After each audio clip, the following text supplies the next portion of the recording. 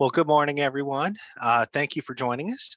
This is a presentation on business financial skills, just talking with you a little bit about the kinds of things that you need to think about and the kinds of things you need to be aware of as you're thinking of, really kind of tracking and understanding the financials of your business, which is one of the most important aspects of what you're going to have to do as far as your business is related. My name is Paul Featheringale. I am the USC Region Director. I'm based out of Charleston. And I'm joined today by John Gathers, who is the South Carolina State Region Director and has been for about 10 days now, John? Literally about 10 days. Good morning. So, so he's based out of Orangeburg. And just to kind of give you a little bit of an introduction for any of you that might not be aware, the Small Business Development Center is a statewide organization. We have offices and consultants all around the state.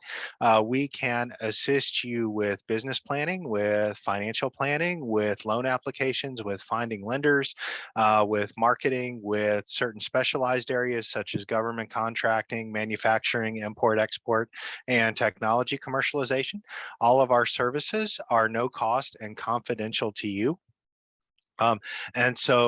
And these are all of the things that we're talking about today are things that our consultants can sit down with you one-on-one and help you to go through and understand.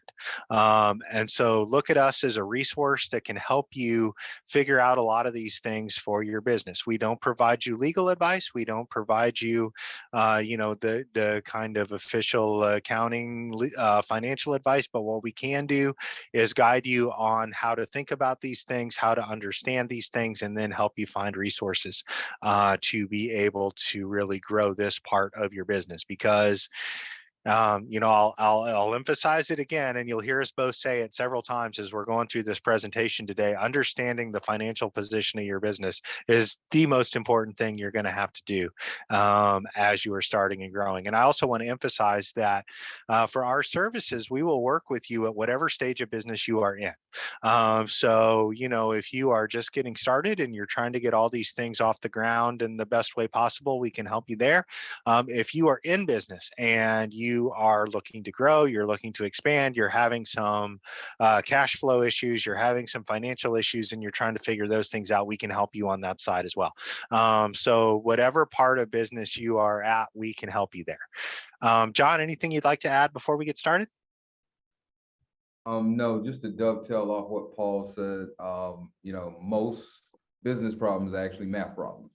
If you can figure out the numbers, then it makes it a lot easier for you to make the critical moves, know when it's time to access capital, and know what you need to be charging in your business to make it make sense. So glad to be here today. Glad you all have taken the time out to listen to both of us rant and rave about a subject that we both love a lot.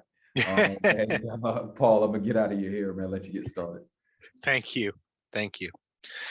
And if we have any questions as we're going along, you can go ahead and put them in the chat box. We will also have a break between when I present and when John presents, and we'll have an opportunity there to take some questions as well. So I really want this to be interactive. Want you guys to ask any questions that you have. We know that this can be kind of a difficult, overwhelming topic for a lot of people. It can be difficult to understand, but we want to make sure that you leave here more clear and not more confused on these things and what it is that we're talking about. So if you have any questions, please let us know as we're going through. So basically, there's three fundamental things we're going to look at today: financial tracking and documentation, how financials work into decision making and goal setting, and then also cash flow management. So looking at some financial tracking and documentation, why are your numbers so important? And I got to tell you, and John can attest to this too, the number of clients that we work with that just have no idea what their numbers look like and what they're really telling them. We had a consultant that used to work here that would call it the shoebox of hope. When someone would come in with a box full of receipts and say, I need a loan, I don't have any money in my bank account, can you help me figure out what's happening here so that I can go to a bank and apply for a loan? And those are difficult situations to be in. Those are difficult situations to work out of. Totally understand how that happens.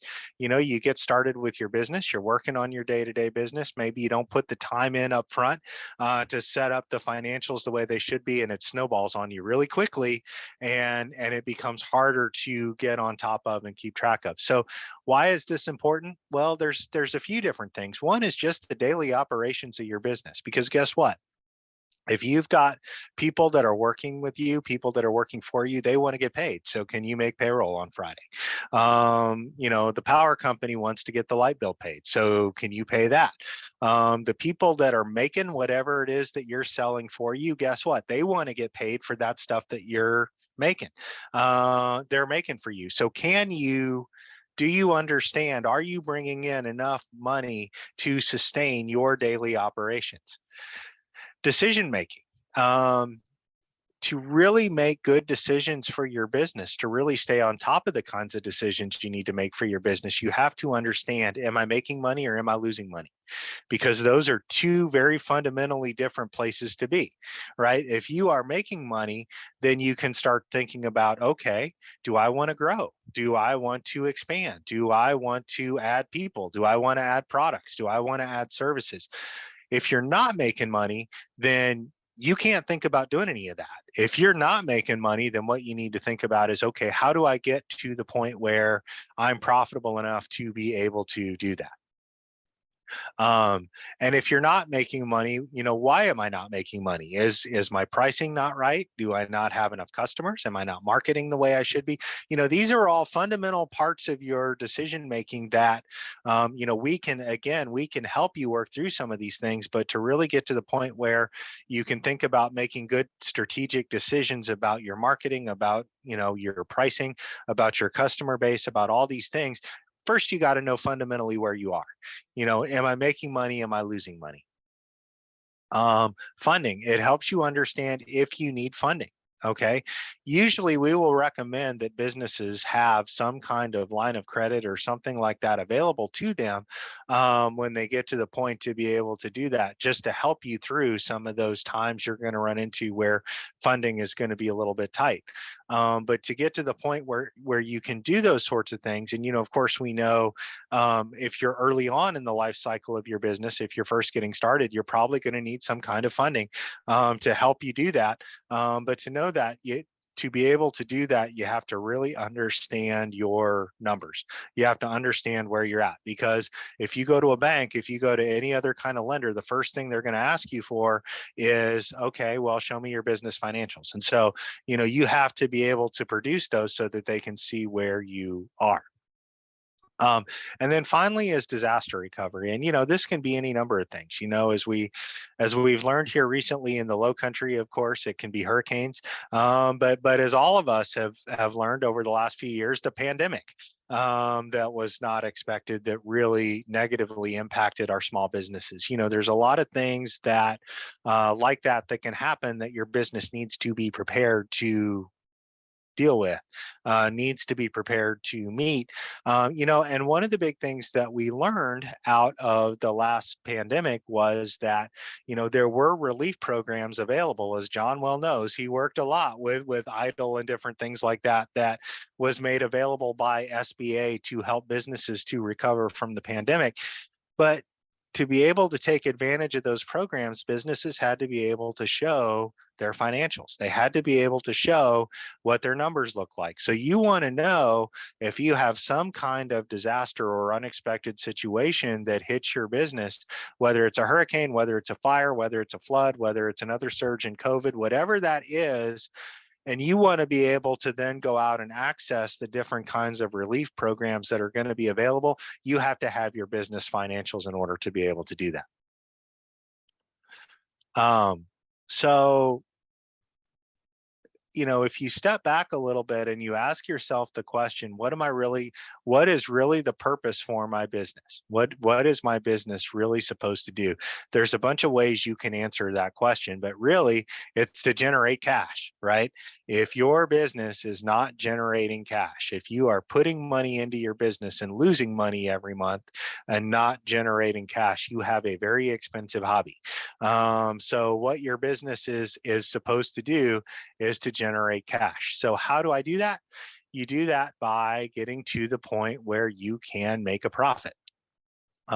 So this is really what your focus needs to be as you're thinking about your business operations and how your business is working, is how do I get to the point where I can make a profit? Now, fully understand, and I'll full disclosure, I'm a former lender, so these are the kinds of things that I'm used to looking at. But we understand, especially when you're newer in business, you're just getting started, it's going to take you some time to make a profit.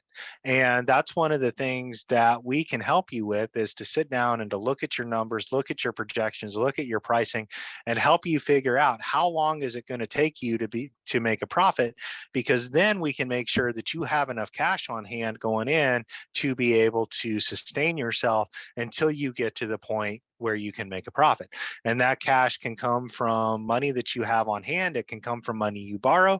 It can come from investors. There's a number of different sources that we can help you identify to do that.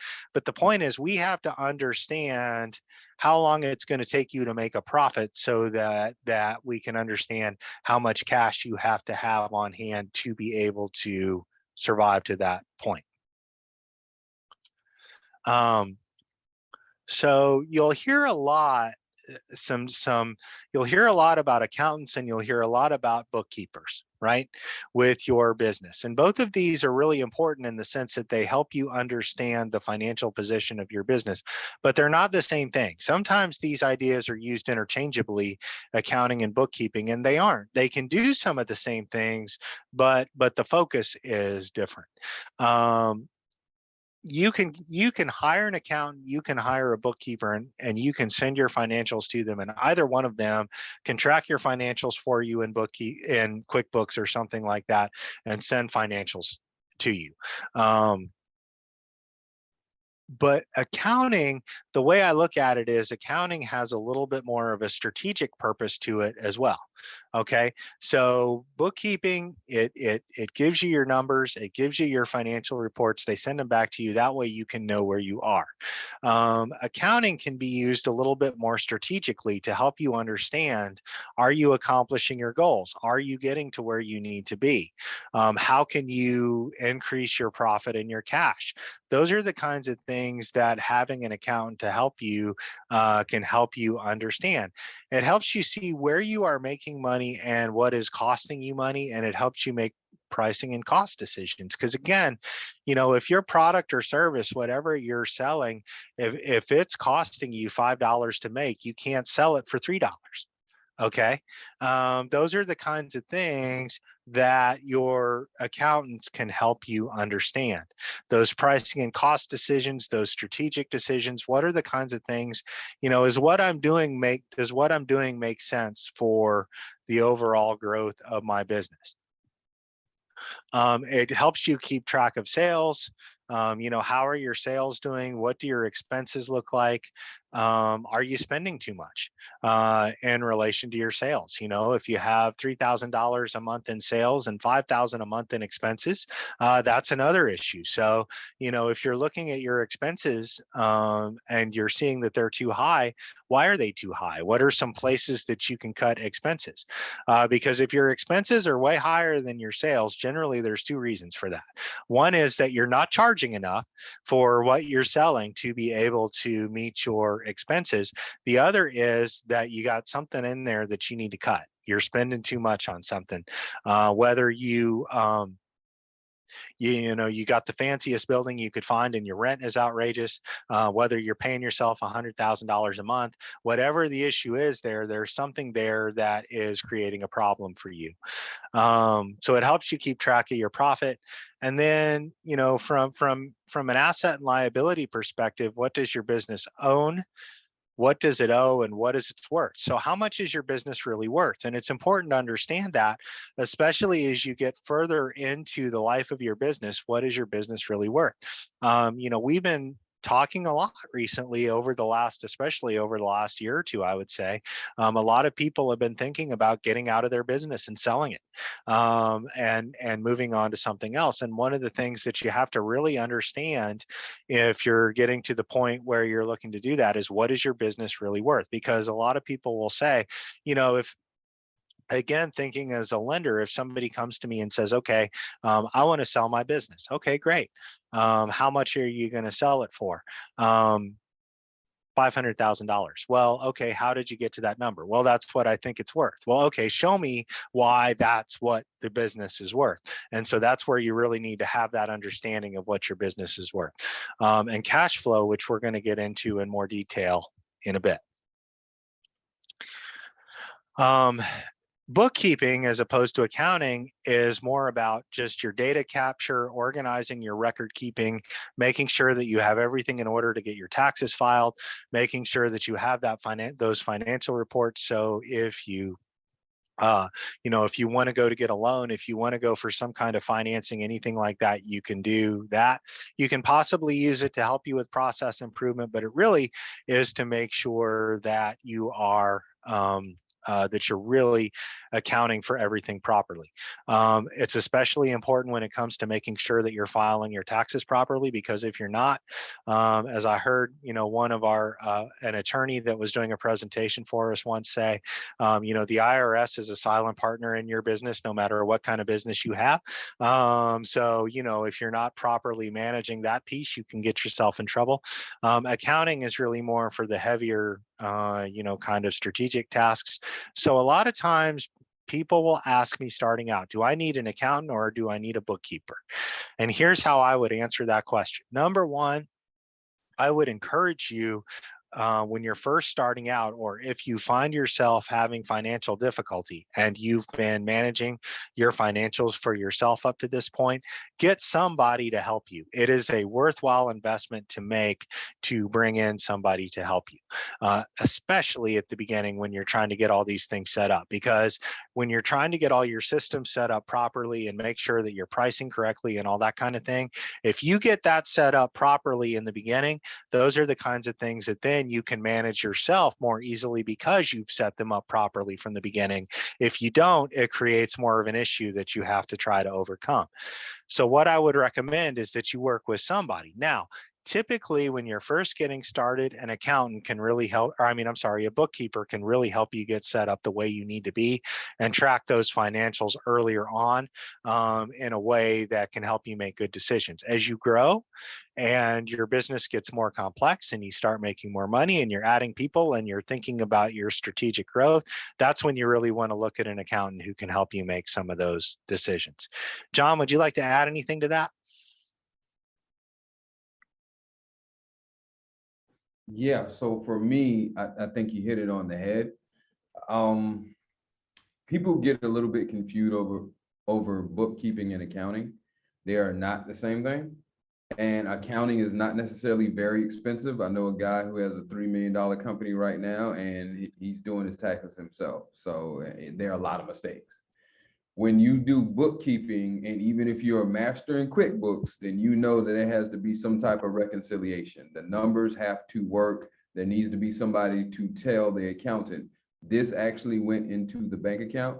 This didn't come into the bank account yet. This is how we recorded this. This is how we record that. You need somebody who's on your side to help you gather your numbers and to help track, the sale versus the actual cash. Paul will get into that a little bit later. So a bookkeeper is invaluable, even if you're starting, because they make your accounting bill a lot less, and they also help the accountant help you by making your numbers a lot more clear.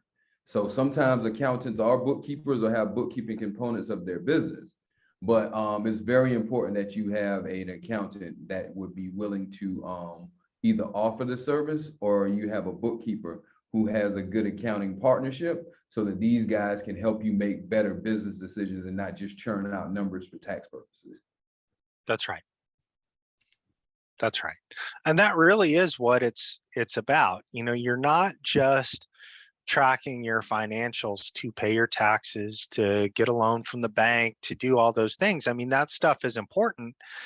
But it really, what's most important about it is it's a tool for you. You need to understand how your business is doing. You need to understand the financial position of your business. And so it really is, and so one of the things that I always encourage you, and this is where we can help you, is okay, so you get an accountant or a bookkeeper, either one, and they send you financial reports every month or every quarter. They're going to send you a profit and loss. They're going to send you a balance sheet. They're going to send you a cash flow statement, all these things. And we'll talk a little bit about what some of these things are, but it's important for you as the business owner to understand what those reports mean.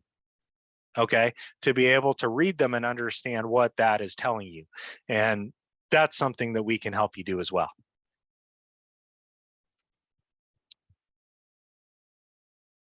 There we go. So as I mentioned, these are some of the primary reports you're going to see for tracking your financials. Income statement, also you'll see that called a profit and loss, balance sheet, cash flow, and a break even. And we do a lot of stuff with QuickBooks. That's what a lot of businesses use. There are other programs out there that you can use. You don't have to use QuickBooks, but they'll all, no matter what kind of system that you use, I encourage you, number one, to use some kind of system, even if it's just an Excel sheet. But these are the kinds of reports that, as you grow, you're going to want to be able to produce. And there's a lot of different systems out there that can do that. So the income statement, what this is really telling you is your sales. How much do you have in sales? What kind of sales are you making? How much do those sales cost you? What are your cost of sales? What is your gross margin? Meaning, what is that difference between your sales and your cost of sales? So how much do you have left over after you pay for the stuff that you're selling that can then go into the other expenses of your business? What are your expenses? And so when you look at business expenses beyond what you're selling, these are things like your marketing, your payroll, your rent, your utilities, all of these different kinds of things, your insurance, all of these other things that go into managing your business. And then how much profit do you have left over at the end? This is an example of what something like this looks like. If you were to do a projection, if you're early on in your business, this is the kind of thing we can help you put together.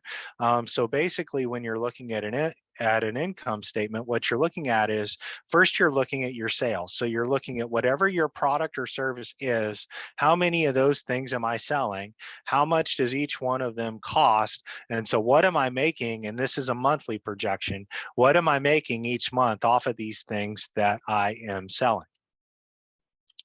And then what you're going to look at is, how much does it cost me to sell each one of those? And so you subtract that out, and then that tells you what your product is. So your profit is. So you see here in this example, you're selling, say for the first month, you're selling $1,000 of the first product and $7,500 of the second product. So you've got $8,500 in sales. Out of those sales, it costs you $1,200 to make what you're selling, which means you've got $7,300 left over that month to spend on all those other expenses that you have. And Paul, just real quick too, that's accrual-based accounting, meaning that's not actually cash, right? That's right. And that's what I was going to say when we got to the end of this. That's the difference between understanding this and understanding your cash flow. Is this is just telling you what you're selling and what it's costing you. It's not telling you when the cash is coming into the bank. And so that's why we have to, after we go through this and I help you understand this, then we have to help you understand, okay, how do I look at when my cash is actually coming in? And John will have some good insight on that for you in a bit, because that's exactly right. This is telling you your sales. This is not telling you when you're getting paid. So then you look at what your total expenses are for that month. In this case, in this case, about $5,000. So it tells you what your net profit is. Now, what is this really telling me? This is telling me how my sales are doing. As you see in this particular projection, your sales are going down, right? Which means that your net profit is going down, which means, okay, I need to look at what my issue is here. Is it seasonality in my business? Which means, maybe I've got a business. So let's say, for example, you sell ice cream. So most likely you're going to do really well in the spring and summer. You're not going to do so well in the winter, right?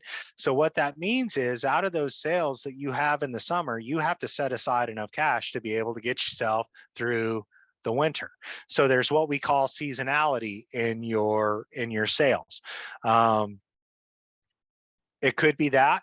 It could be something else. Maybe what you see is that you're not doing enough marketing, so your sales are falling off and they're not going to rebound. So then you got to look at, do I need to market more? Maybe you lost a major customer. If you lost a major customer, then maybe you need to go out and find somebody to replace that. These are the kinds of things that this is telling you. These are telling you what the trend is in your sales, what your cost of sales are, because again, it goes back to, if you're spending more to produce than what you're making off of the sales, then you have to revisit your pricing strategy, and you have to look at whether or not you're charging enough.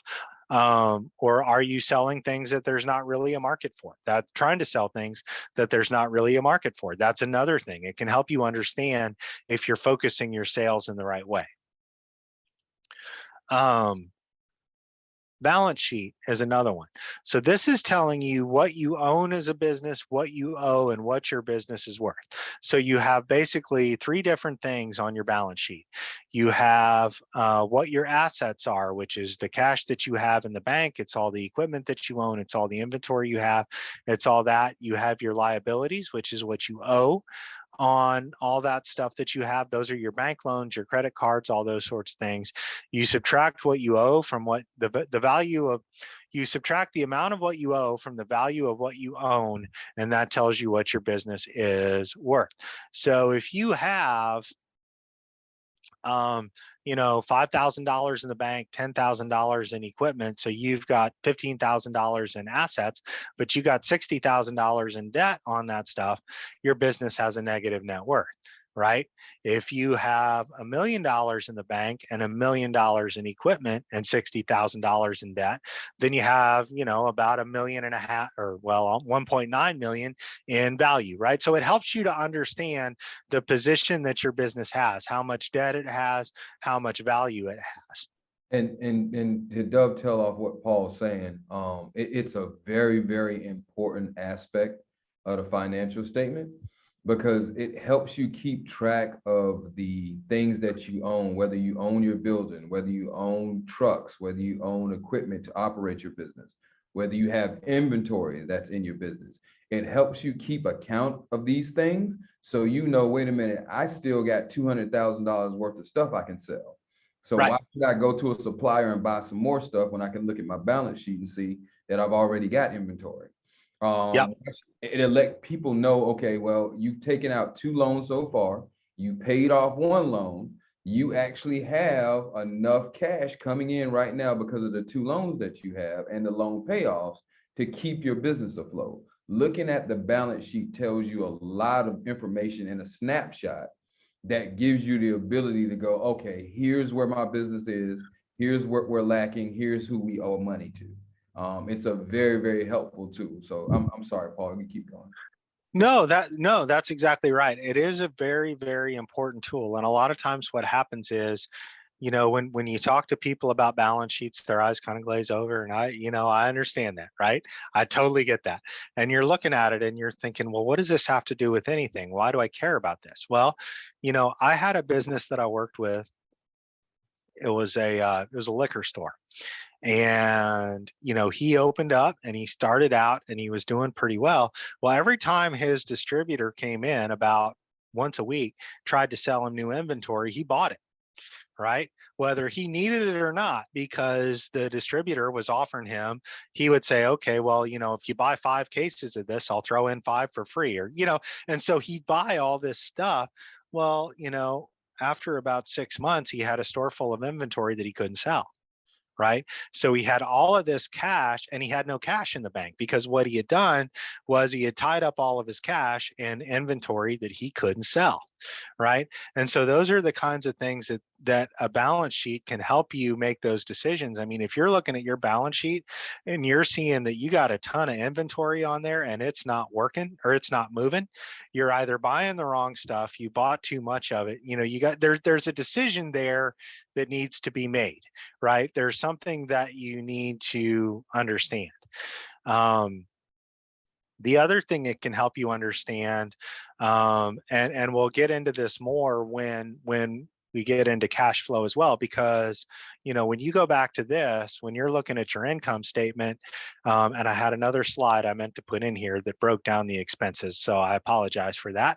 I accidentally dropped out one of my slides, but what it doesn't tell you is things like debt payments and things like that have a tremendous impact on the cash flow of your business, right? But you can see that on your balance sheet, right? So when you look at your balance sheet, you're going to be able to see how much you owe and what those monthly payments are. I was talking with a business not too long ago. They were actually doing pretty well. They were running about $30,000 a month in sales, and growing. They were profitable, but then COVID happened, like it happened to all kinds of people. It slowed down. It's an auto repair business, and so it's an auto glass business, and so they had to take out all these high interest loans to be able to float through until their business picked up again. Well, now I looked at their balance sheet. I couldn't figure out, they were sending me bank statements and they were sending me all this stuff, and I couldn't figure out what their issue was.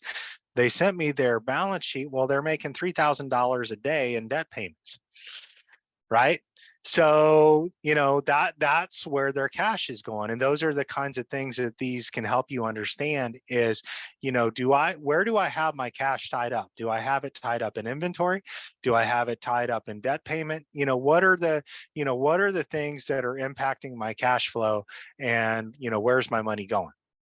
Because as you're going to see when we start talking about cash flow here in a little bit, is that this number right here, your net profit number, has no relation whatsoever to what you actually have in the bank. Okay. And that's where, I mean, it really doesn't.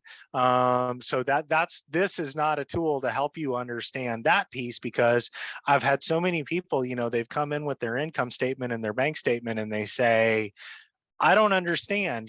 My income statement tells me that I made $5,000 last month and my bank balance is negative. Why is that? And we're going to help you understand why that is when we talk about cash flow. But that's another point I want to emphasize, is that these tools, the profit and loss income statement, the balance sheet, the cash flow statement, all of these things, they're all valuable tools, but they're all valuable tools that tell you different things, right? So they're valuable for different reasons. And so you have to make sure you're using the right tool for the right purpose. Okay. So if you want to understand why you have no cash in the bank, you got to look at your cash flow and not your income statement. Okay. If you want to understand where your cash is tied up, that's where your balance sheet is going to help you more than your income statement or even your cash flow. So each of these things, they're different tools that can help you do different things. And I am sure that there are some of you right now who are thinking, I don't get this at all. I don't know what this is telling me. So I want to say, if you're in that position, that's where we can be a resource. That's where we can help, is to sit down with you and help you understand what these statements are really telling you. That's something your accountant can do for you also, is to help you really understand what these are meaning for you in terms of the overall direction of your business. So we're going to talk about cash flow. I am going to turn it over to John. All right, guys. Paul, do we want to take a short break before I get into it, or you want me to go ahead and just push on through? You're on mute, Paul. Do you want to stop and share your slides? Yeah, I'm gonna stop and share my slides, and then I'm going to ask the chat, are they currently doing financial statements? Do they have any financial management tools, any bookkeeping tools? So if you guys Okay. don't mind just kind of responding in the chat, it'll help me cater my presentation differently. All right. So let's take about 5 minutes. I'll stop my share, and we will come back and pick up with John. Okay, great. All right. Welcome back, everybody. We'll go ahead and turn it over to John to lead you through a discussion of cash flow. Oh man, cash is king. Paul, thank you for giving me that introduction. And again, I am a former business owner. I actually ran a loan company, so I'm a recovering alternative lender. You guys pray for me. When I think about cash flow as a part of the business, it's a separate number and a separate way of tracking actual cash than it is your accounting statements. Your accounting statements are set up for generally accepted accounting practices. It's called GAAP. That's what your bookkeeper and accounting are using to make sure they understand when the sale was recorded, when the expense was incurred or when you took out the loan, and when you bought the piece of equipment and how long it takes for that piece of equipment to go bad. All those things are very important business events, but they may not necessarily tell you when the cash came in, how much you paid for your piece of equipment, or what that piece of equipment did to your cash flow. So what we're going to do is help you guys understand how you manage the cash. And let me move this out of the way. Okay. So what we're going to do is help you guys understand how you manage the cash inside of your business so you can make payroll. You can make the very important decisions from week to week, day to day that can help you stay afloat and make sure you're not just running a busy and a very expensive hobby. So impacts to cash flow. Invoicing. There's something on the good old balance sheet called accounts receivable. That is a number that tells you who still owes you money. When you think about invoicing, once you become more sophisticated, and if you're not a business kind of like a Walmart or a Kmart where somebody's going to buy a product and pay you cash right now, then you're going to have to wait 30, 60, 90 days on your money.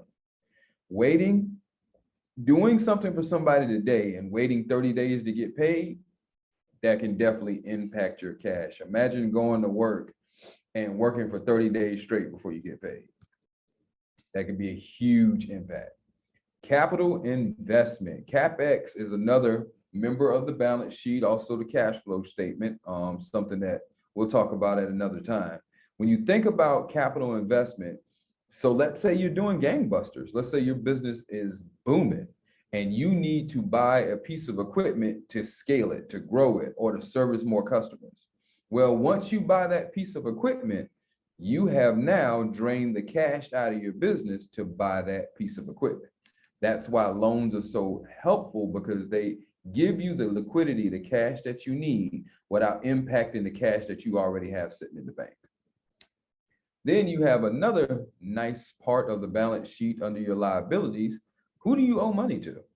When you think about getting more sophisticated in business and the big talk around business credit, one of the most empowering parts about that is you actually being able to pay somebody in 30, 60, 90 days.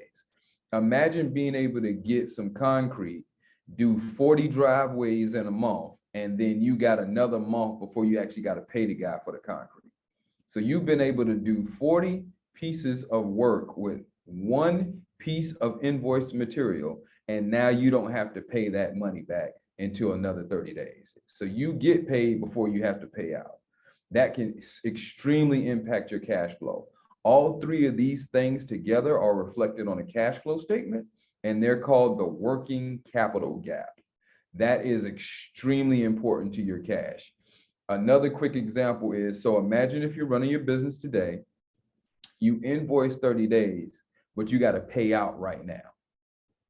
That's a working capital gap. You bought a piece of equipment, you owe somebody some money, and the people that owe you haven't been paying you yet. That's going to create a working capital gap, because that's going to affect you making payroll, the insurance payments, or you being able to stay afloat as you run your business. Inventory, again, is another asset. It's a great item to have. Inventory, think about it. It's an asset to your company. It's something you can use to make money. But if you haven't sold it, then it's just money sitting on the shelf. So make sure that if you are in a business that's taking inventory, you're thinking about doing Amazon drop shipping, all those cool all those cool businesses where you have to buy inventory before you sell it. Just know if you have a bunch of inventory sitting on the shelves, that's where your cash went. I think Paul did a great example of explaining the liquor store. Again, if you have a bunch of bottles of liquor, you are not making any money on that. That hurts you. So impacts to cash, we talked about it, invoicing, buying a piece of equipment, having to pay somebody for the inventory itself not being sold, sitting on the shelves, having a loan payment that you have to pay out. You have to pay that with actual cash. Then not making actual profits. So you, again, not understanding what your break even is or your cost of goods sold, what ends up happening is you didn't price your item right. You created the best shea butter mix on God's green earth, but unfortunately, you sold it at $3 and it's costing you $6 to make. So every single time you sell one, you've lost, $3 in cash. So cash flow is where the money comes into the business. Where did it come from? How did the money flow out of the business? And the goal is to make sure that you maintain a positive cash flow from month to month. Where to get cash from is profit, investors, and loans. So wait a minute. Okay, yeah. So making financial decisions and setting goals. So coming up with KPIs that can help you maintain cash. So minimum sales needed to break even, no profit and no loss. So let me kind of go through this sheet real quick with you guys. I want to show you this in a real-time example. This is a sheet that I use with a lot of my clients, a lot of my clients, even multi-million-dollar companies. So what this is that this sheet is actual cash. So there are things that you're going to have to pay for monthly associated with your business. So we're going to make a few assumptions. We're going to make an assumption that you're paying $5,000 a month in labor. You have $2,000 going out to your vendors. You have another $200 that you're spending in supplies. You have a really good accountant and a really good legal team. So you're spending $3,400 a month with them. You have a telephone bill of $100. Your utilities are going to run you $700, excuse me. Your insurance is $80, and outside expenses or petty cash is going to be $450. So right then and there, you have $11,930 in expenses. Then we're going to add the loan payment that helped you start your business back. You took out a $30,000 loan. It's $2,000 a month. And when you look at that, that is the total cash that you're going to have to pay out every single month. So you're going to need $13,090 in sales and actual cash. So the difference is when you make sales doesn't say that the guy actually paid you. So if you had a $15,000 invoice, that could still be in accounts receivable. Accounts receivable isn't cash, unfortunately. So when you look at this, because you didn't have any real money coming in and you started with your loan, you kind of ramping up, the loan bridged you. So you're actually at a cash positive position. You're actually at $18,000 at the end of the actual month. And that helped you because, when you think about taking out a loan, it paid for all the upfront expenses with your business, but it also helped you solve your working capital gap. It gave you the cash that you needed. Now, you actually had a great month in February. So in February, your invoices from January paid, and now you've got $30,000 in actual cash in your business. Woohoo! Great job. So that $30,000, of course, is more than the $13,000 that you need. So now you have a cash surplus. You got more money coming in. But in March, just as it happens when you start in your business, you just wasn't able to collect any money. You still got invoices out, but you didn't collect them. So this month, you had to take that same $34,000 that you just made and cover expenses with it.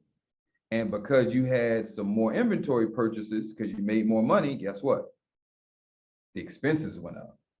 So now you're down 17,000 in cash. But luckily in April, the guys came through and paid you. And in April, you made 15 grand. That 15 grand still wasn't enough to cover your break even, because your break even is 1690 now. I mean, excuse me, 16,930.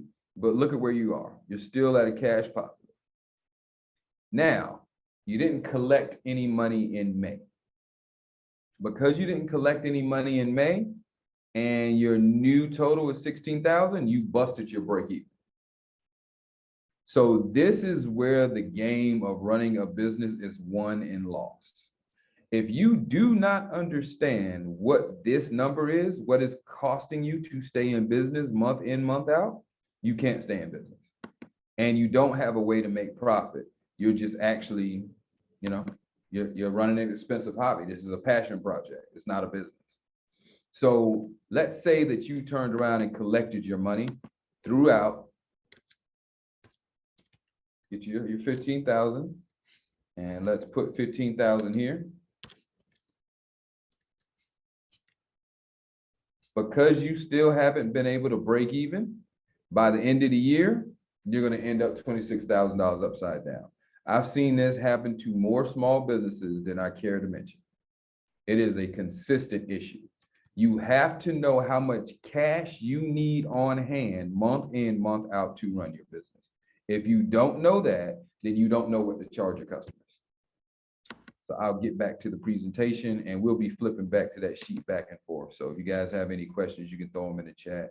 So you can let me know whether or not this makes sense. So here's kind of an example of what we just went over. If you look at the break-even point, it's the point where your sales and your costs intersect. And for a time when you're running a business, as you can see where this chart started at, by the time when you started running your business, you were incurring costs for a while before your sales help you with your break even. So what you want to do is make sure you understand what you should be charging and how much you need to sell based on this number right here. How much is it costing me to stay in business? Once I know how much it's costing me to stay in business, I know how much I need to sell and I know what I need to sell it for. Does that make sense? I hope so. So looking at break even, these are fun numbers that I like to use here, especially that gross margin. When you think about calculating your gross margin, very, very important part of the business, because your gross margin is what you have to run the business. What typically happens is a guy makes $1 million in his business. He saw the $1 million come into the bank account. He forgot that it cost him $500,000 to make the $1 million. So he starts spending the $400,000 before he pays any of the rest of the bills in the business. He thinks the business has already made money. And until you pay everybody off, until you pay for the insurance, all the ongoing operations of your business, you haven't actually seen what your total profit margin is. You hadn't seen if you're making money just yet. So when you look at the total fixed expenses that they have here, the total fixed expenses plus the operating expenses, which was his payroll, is $20,000. The annual break even, what he needs margin wise, is going to be 20,000 divided by 33%, which is what he said his gross profit margin was, gives him $60,000.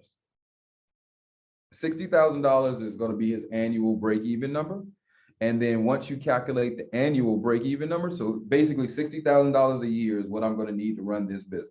Is no different than the sheet that I just showed you. Matter of fact, we'll flip back just for clarity. So I can show you how to break it out. I just thought this formula would have been a little bit easier to see month to month. So if you go to the end of this sheet right here, this is the total break even for the year. So this is the same exact formula. 189,360 is what you're going to need for the year. If you divided that number by 12, you would get a more consistent line numbers than this, but I want to be a little bit more realistic. So that's about, it's a little bit under 15 grand a month is what you're going to need. So you can kind of see that ebbing and flowing. But if you were consistent and throughout making, if you could bring in 20 grand a month, you got you a net positive business for sure. So this is just a way that you see how to manage the cash and how to move the needle forward. Get back to the presentation. Can everybody still see the presentation?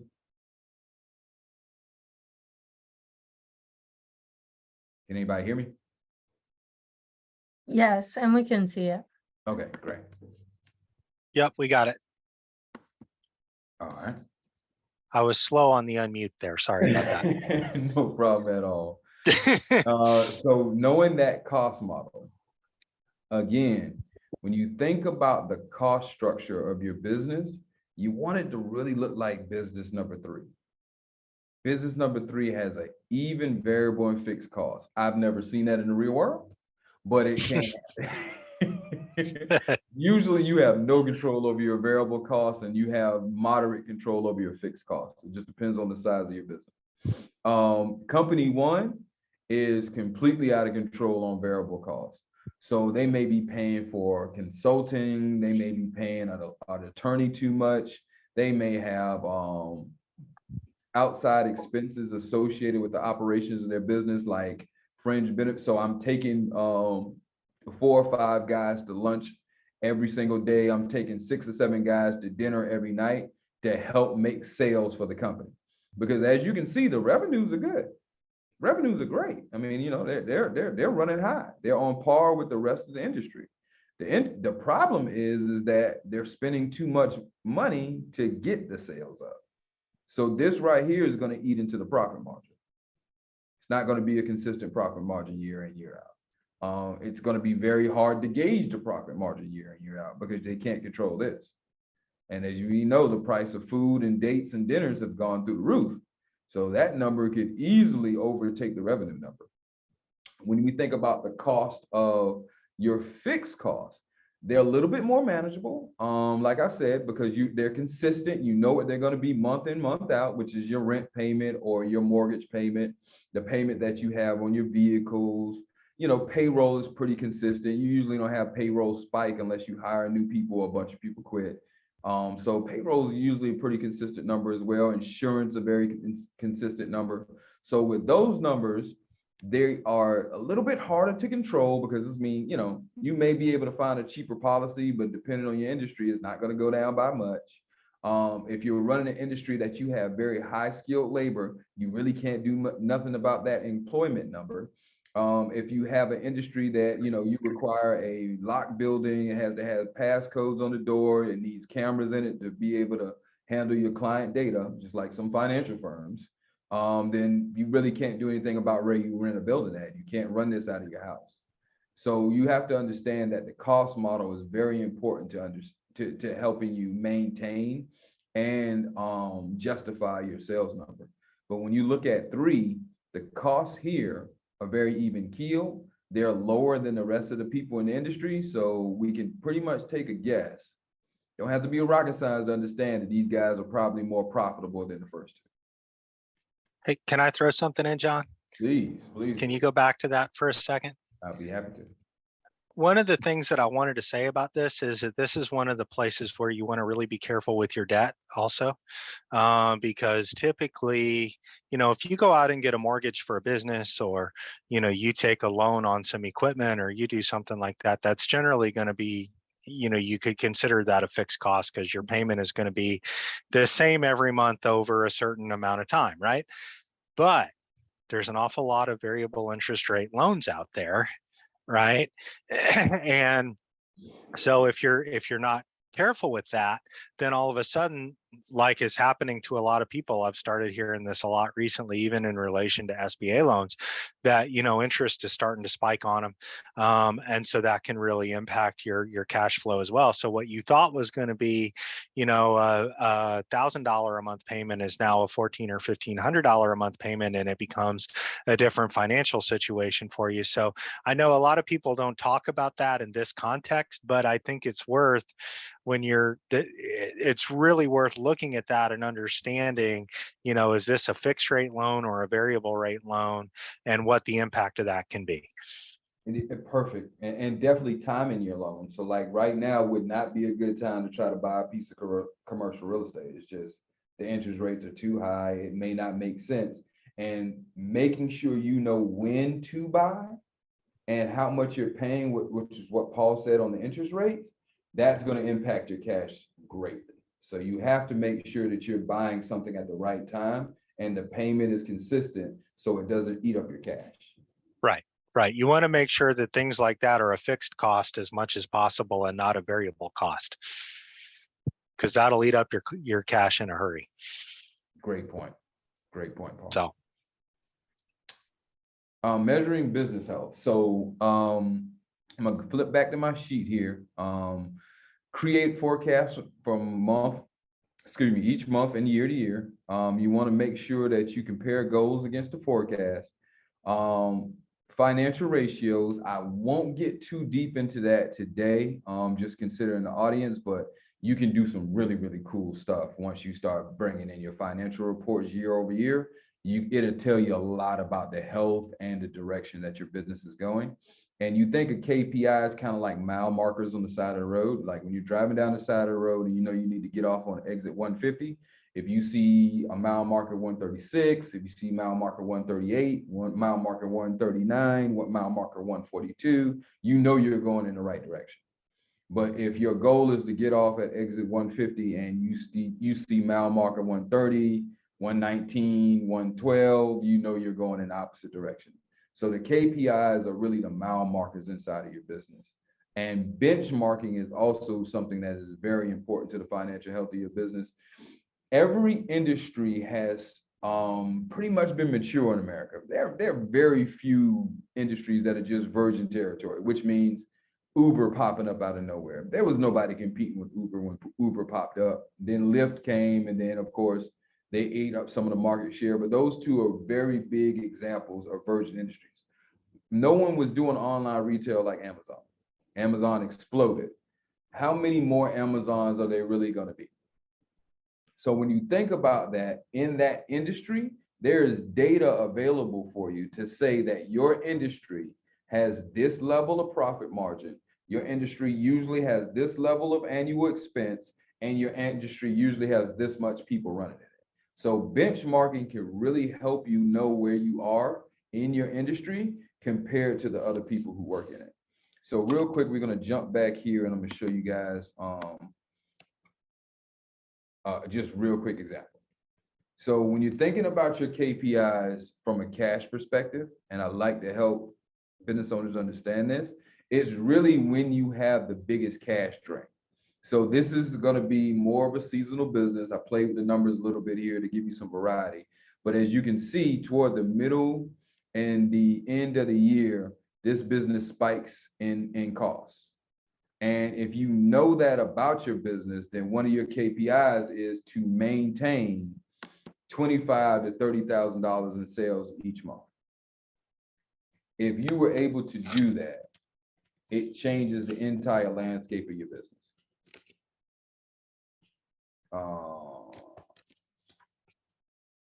So if you were able to do that, that would change you to a $300,000 cash position, cash in. That $300,000 cost you cost you $189,000 to make $300,000. And at the end of the day, December 31st, you would have $140,000 in the bank. Just because you knew based on what your expenses were to set your sales goals at 25,000 just to stay consistent. That's the power of knowing your numbers. It's the power of knowing your break even. And it's the power of active financial management, because I'm not talking about sales here. I'm talking about real cash coming in. So if I did $25,000 in sales, I need to collect my money immediately. Business owners get really relaxed about collecting their money, and they blow a big accounts receivable balloon. And if you think about accounts receivable, so imagine if I did every other month collecting 25,000. This is what accounts receivable actually looks like in actual cash.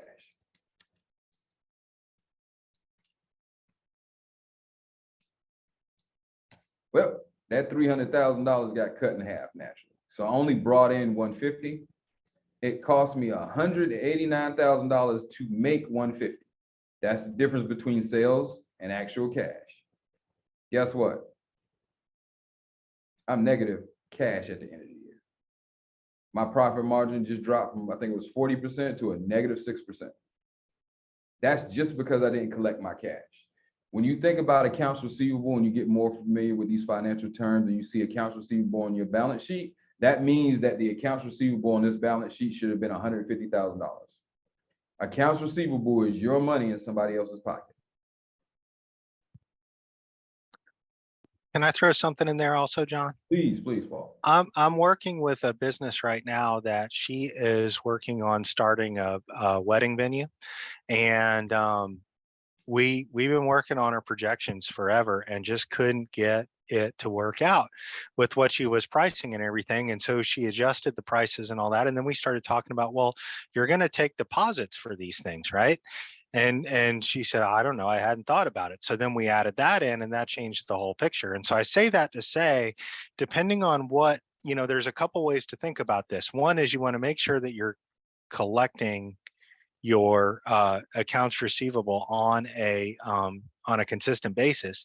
But number two, be a little bit creative about thinking about how you can charge for things. I mean, depending on, what kind of product or service you're offering, maybe you can take deposits, maybe you can get paid half up front, half at the, different things, think outside the box a little bit about some creative ways that you can keep a consistent cash flow coming in. Because, if I'm, to use that wedding venue example, if I'm eating all the cost up front to do all of this stuff and I'm not getting paid until after everything's over, well then, yeah, I might get paid a lot of money, but how much am I invested at that point? And from my month to month cash flow, I got no consistency there. Paul, So, to your example, I went back, great example. So imagine if you were getting half on deposit, just like Paul was saying, you're getting more creative with how you take your money from your clients. So this would change to 12.5. Matter of fact, you know what?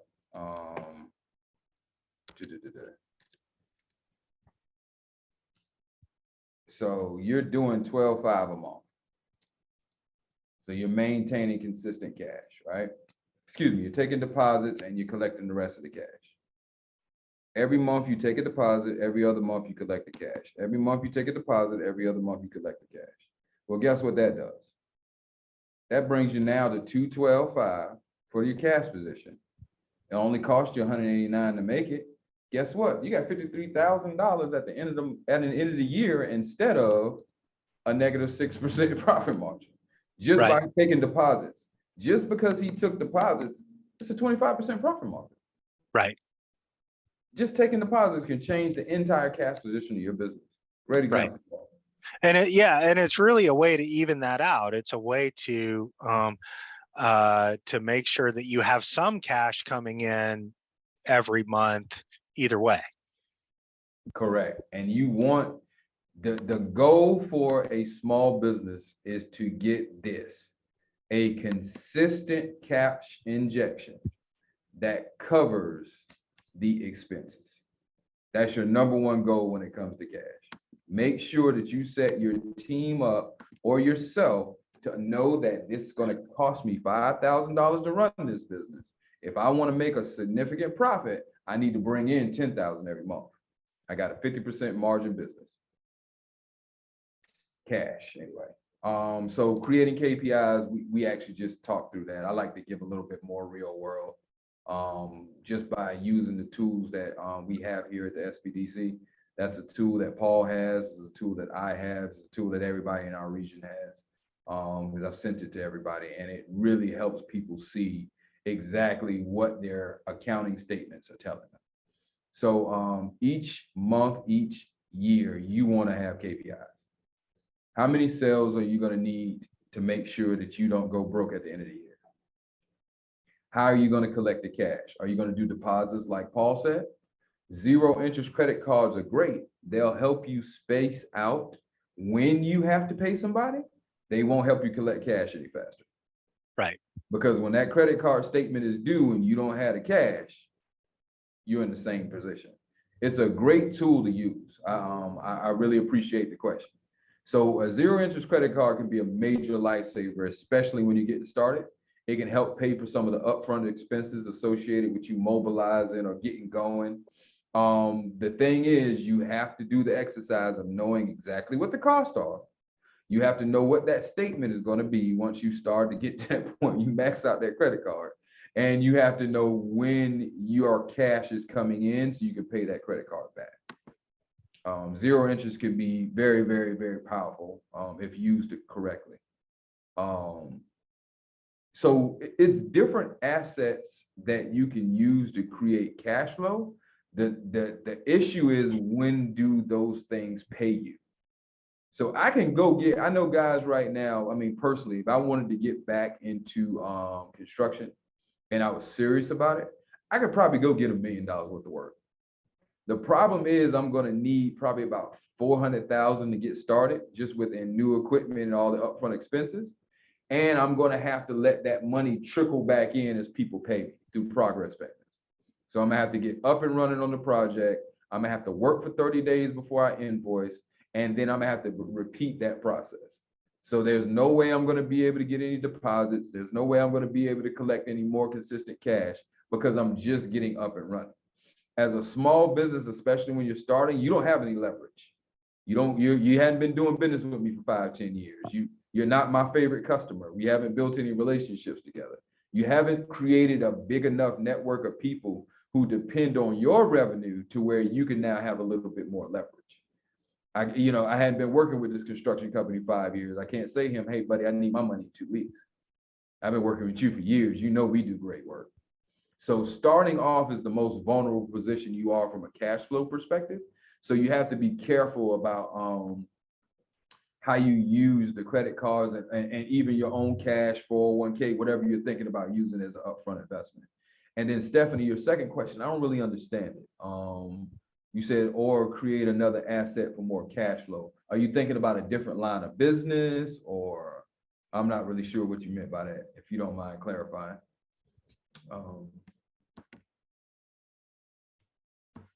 So I think the idea is having that credit card be an asset in the sense of, well, I mean, it could be to buy something, right? Depending on what you buy with it. Yeah, I'm thinking using zero interest credit. Oh, okay. Using the credit card to buy something that you can use to make more money. Okay, yeah, Paul, like you were saying. Yeah. Yeah. If that's something that is available to you, and again, you go back to your cash flow sheet and it's going to bring in enough cash for you to cover the ongoing operating expenses of the first business that you started, or the first line of business that you have, yeah, that could be great. That could be a great solution for you.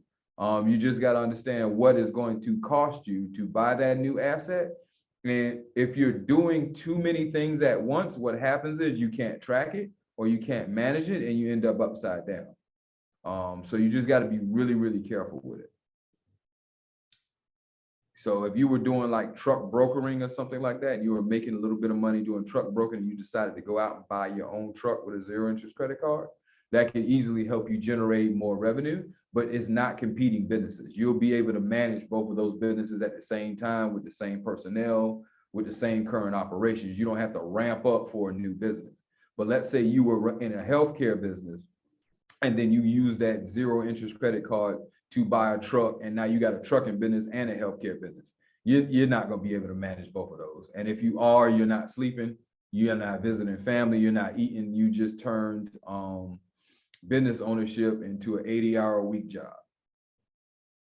So, I understand your question now. It was a great comment. Are there any downfalls to asking for a net 30, net 15 instead of a net 30 index for certain? No. And the net 30 is on your side, right? So you're talking about me going to a customer and saying, hey, I need you guys to pay me in 15 days, or are you saying to your vendors, I want 30-day terms on when I got to pay you? Just kind of help me clarify which way that's going. I'm thinking you're saying you're going to your customers and asking them to pay you in 15 days. That's what I'm thinking as well. Giving them 15 days instead of 30. Oh, well, I mean, you know, the only thing they can tell you is no. The only downside is, can you handle a no? Because I'm gonna ask. I'll probably ask for 10 and then try to negotiate my way to 15. I want to get paid in 2 business weeks. Yeah, and it really depends. I mean, this goes back to where, kind of thinking strategically, who are your biggest customers? Who are the ones that you can't afford to lose, Right. right? Because they're your consistent customers that if you lose them, they're really going to be in trouble. Well, you're really going to be in trouble. Well, I mean, if they've been doing 30, net 30 for the whole time, and all of a sudden you say, I want to do 15, and they say, I'm going to go somewhere else, you can't afford to lose them. Mhm. Your new customers coming in that don't know any different, maybe you can't. I mean, so that's one of those things Yep. where you strategically think about how it's going to impact your individual customers. And I think, Paul, to your point, great. You need to make sure that you're not demanding the 15-day payment, you're negotiating for it. Yeah, yeah, You know what I mean? Like, you just sit down and talk to them. They've been paying you, y'all been working together. You should have a rapport with them. And it should be, very, very direct. Hey, look, we're moving to a new model. We want to see if we can start increasing our invoice turnover. So we want to get 15-day terms going forward. Is that something that you're open to? And if it's a big customer, you may want to pitch it like that. I'm a little bit more shrewd than Paul. So I'm going to go in, I'm going to say, hey, look, hey, I got some liquidity issues. We do great work. I've been servicing you for the last 6 years. Look at what your business is benefiting from working with me. I need to get 10-day terms going forward. I got some cash flow issues and I want to ramp up. Help me help you. So, Paul, you think I might get 10-day terms? you might. Hey, man, I'm just trying to make sure it's advantageous for you to pay me early. Well, You tell know me what what I mean? kind of work this guy over here does. Yeah. No, but really, I mean, I think that's a good point. And if you do have that relationship with those customers and you've been working with them for a while and they know the kind of work you do, yeah, those are the kind of things you can negotiate. Because even for them, yeah, I might be able to get it a little cheaper over here, but then all of a sudden I'm starting over and I don't have that relationship, or and I don't know what kind of work they're going to, so those are the kinds of things that you can negotiate Yep. with your existing customers. With your new ones, it can just become part of the deal, right? Like, this is what I'm doing, and but with your existing one, those are things you can negotiate. Absolutely. Yeah, and make sure you know your industry standard, because you could have been negotiating against yourself the whole time. So that's another reason why benchmarking is so important. Yeah, that's right. Certain industries, like if you're working in, if you're a distributor for a major retailer, so if you're a Walmart, Target supplier, 90 days is your average. You're not going to get your money for 90 days. There's nothing you can do about it. That's the industry standard in that industry. Whereas if you're in the trucking industry, the invoices are really 30 days, but if you're running well, you can get guys to pay you in 15, 10 days. So you just got to make sure you know the standard of invoicing inside of that industry. Because some people, they get a 30-day invoice from you, they're going, oh, wow, our last guy, we had to pay in 10 days. Great. They'll sign a contract with you quick. So, also kind of make sure you know what the industry is doing before you negotiate. And I would also say, to add to that, if any of you are in a business where you're thinking about doing any kind of government contracting, this is something that you need to think about, because the beautiful thing about government work is that the check is going to clear, but what you have to think about from a cash flow perspective is how long it's going to take you to get that money. So just make sure that you've ramped up, because then you could be talking about 180 days instead of 90. So just make sure that you have. It's great once you get the pipeline going and the flow going, but you have to be really careful on the front end to make sure you're prepared for it from a cash perspective. 100% correct. And that's I know that goes off in a whole different direction, but I know, just something to think about. Yeah, any new contracts that you take on, anytime you have to mobilize or ramp up to do a new set of work, that's that working capital gap that we talked about earlier. Anytime you need that new asset, that new piece of equipment, that new person that you have to hire to be able to do this line of business. Just understand with that, money is going to probably go out long before it comes back in. And you have to make Right. sure that you have enough on hand to do that. That's typically when loans happen. When Right. a lender gets excited, you've been doing gangbusters on your own. You got a solid profit margin. You got plenty of cash.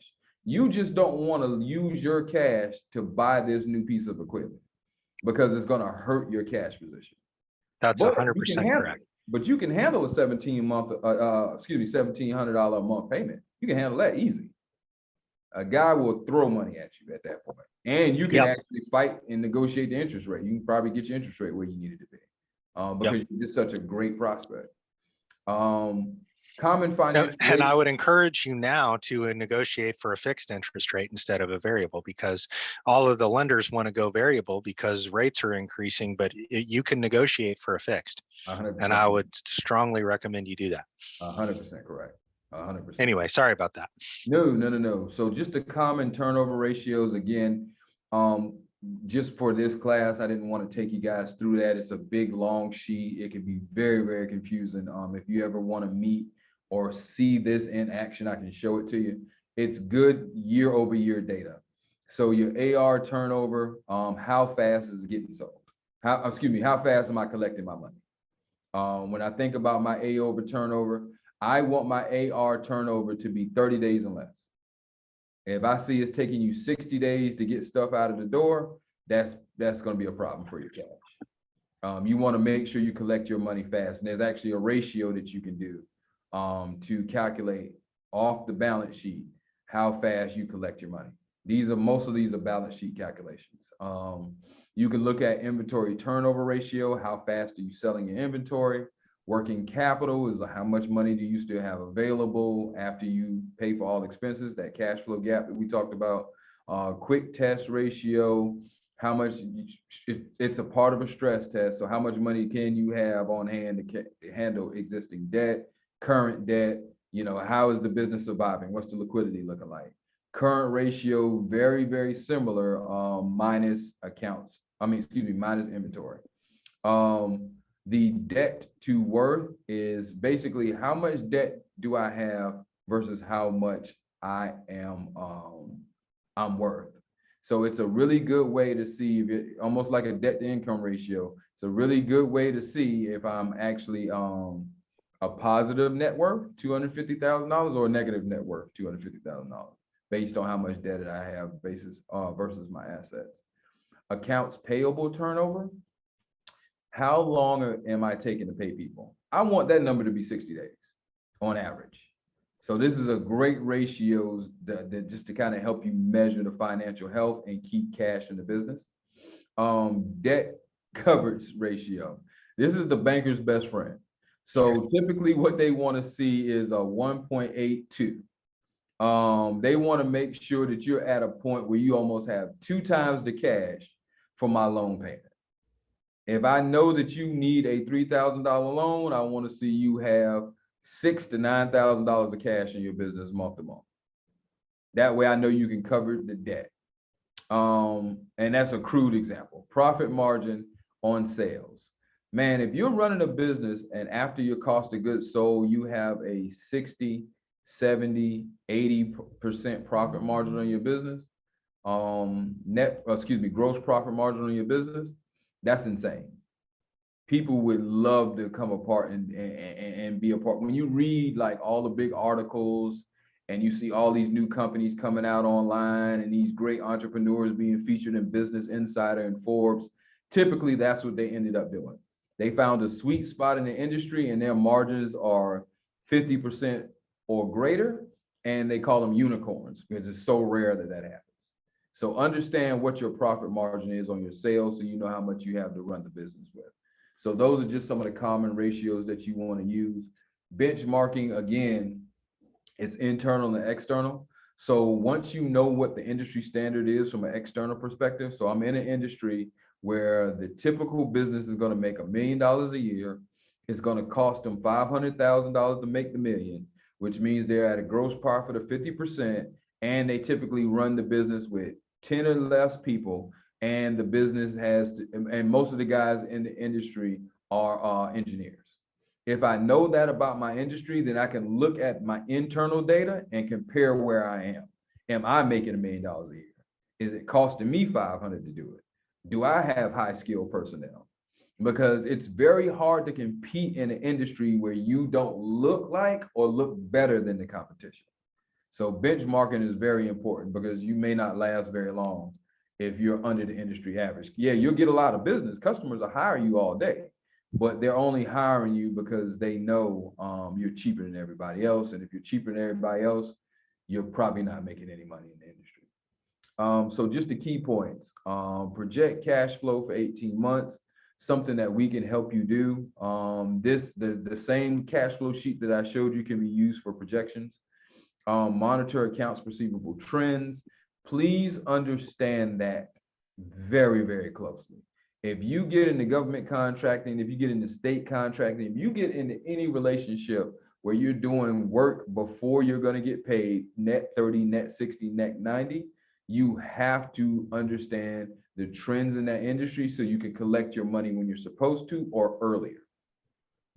Do not jump into Walmart as a startup undercapitalized. Walmart is going to pay you for 180 days. Right. Their average is 90. So just understand that. That's a very, very powerful thing to watch when you try to jump into an industry. Also, inventory levels. Again, Paul gave a great example of the guy that had the liquor store. If your inventory balloons, your cash deflates. More inventory you have that's in your warehouse, less money you have in your bank account. Very easy to see that. If I walk in, I got this big warehouse, and I'm like, man, whew, I got a lot of stuff in here. I can probably go to your bank account and see that there's nothing or in the negative. Yes. So identify the seasonal trends. I had a woman, to Paul's example, that may have been where he got it from, who wanted to start an ice cream stand. She wanted to service a lot of people. Nothing wrong with that. Nothing wrong with that. But she wanted to do it year round. I'm like, no. Keep a job. Do this part-time. This could be really good money. She had a really good idea, a very rare and hard to find type of ice cream. She was servicing a demographic who already wanted it. It was great, but she wanted to do it full-time. I'm like, this isn't a full-time business unless you're going to find a very rare hot chocolate and sell that in the winter months, and I think she ran with that idea. So, just understand that if you're seasonal, there may be some other lines that you can bring in, but seasonality affects cash greatly. So just understand when your peak months are and when your down months are. Knowing your cash balance today in 6 months. Listen, we're going to go right back to it and we're going to look at it. And if you started today and you knew you were running at a really good clip, in 6 months, your cash balance should be $34,420. You can project out what you should have. Doesn't mean you're going to actually have it, but that's how you prepare your benchmarks and your KPIs, by doing financial projections.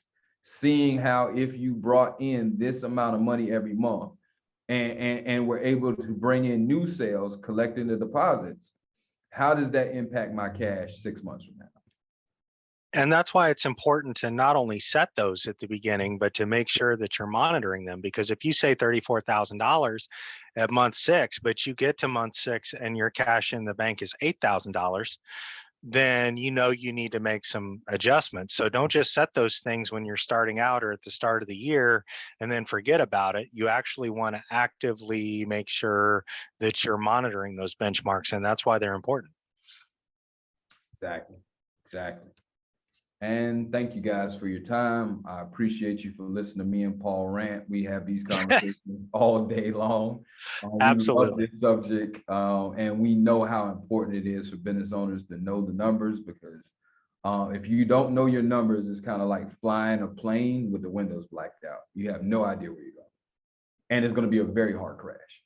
So any questions or anything we can do to help provide any clarity, please let us know. Yeah, if anyone has any questions, please let us know. And thank you, John. That was great. Same to you, Paul. So will we share this recording? Where would it be? I'm pretty sure we can share the recording.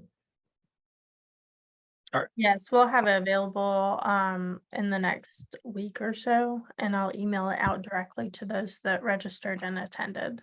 Okay, Great. got it.